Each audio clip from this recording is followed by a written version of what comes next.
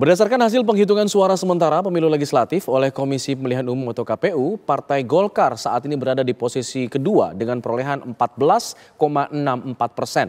Meningkat naik dibandingkan tahun 2019 yang memperoleh 12,31%.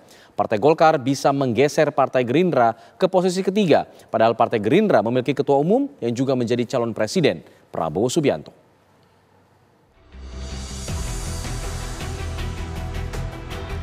Hasil penghitungan suara pemilu legislatif oleh Komisi Pemilihan Umum KPU menempatkan PDI Perjuangan untuk sementara di posisi teratas. Namun, meski menduduki posisi puncak, suara PDI Perjuangan diprediksi tidak akan mencapai perolehan suaranya seperti pemilu 2019. Pertanggal 17 Februari 2024 pukul 19.30 waktu Indonesia Barat dengan data masuk 51,28%.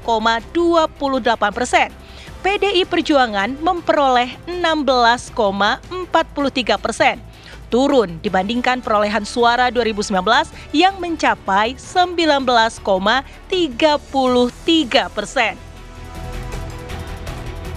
Yang menarik adalah suara Partai Golkar. Berdasarkan hasil penghitungan sementara, Partai Golkar saat ini berada di posisi kedua dengan perolehan 14,64%. Meningkat naik dibandingkan tahun 2019 yang memperoleh 12,31%. Partai Golkar bisa menggeser Partai Gerindra ke posisi ketiga. Padahal Partai Gerindra memiliki ketua umum yang juga menjadi calon presiden, Prabowo Subianto. Peningkatan juga terjadi pada Partai Kebangkitan Bangsa PKB yang berada di posisi keempat dengan perolehan 10,99%. Sementara di tahun 2019 PKB mendapat 9,69%. Partai Nasdem bisa mempertahankan di angka 9%.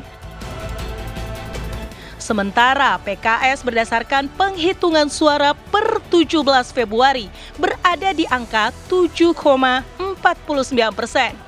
Padahal di Pileg 2019 PKS mendapatkan 8,21%. Ini membuktikan partai yang tidak mencalonkan kadernya sebagai calon presiden atau calon wakil presiden tidak serta-merta turun suaranya dalam pemilu. Pengamat politik Ujang Komarudin mengungkapkan, naiknya suara parpol juga karena kerja keras calon anggota legislatif di daerah pemilihan. Tak semata-mata efek ekor jas.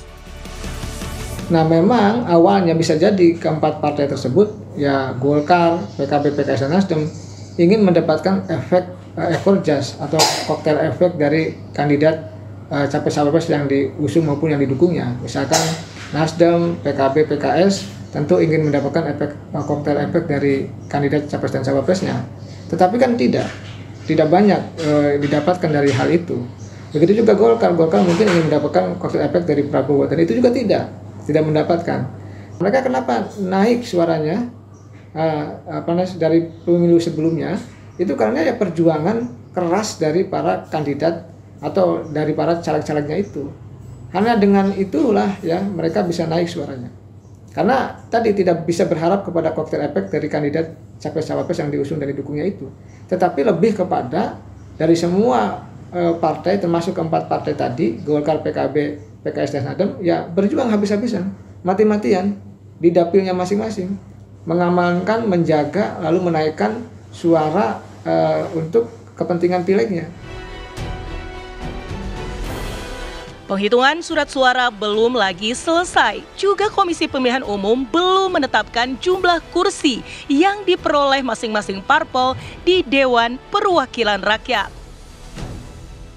Dengan perolehan suara seperti saat ini, adakah perubahan komposisi partai-partai di parlemen dibandingkan komposisi parpol saat pemilu 2019 5 tahun lalu? Tim TV One mengabarkan.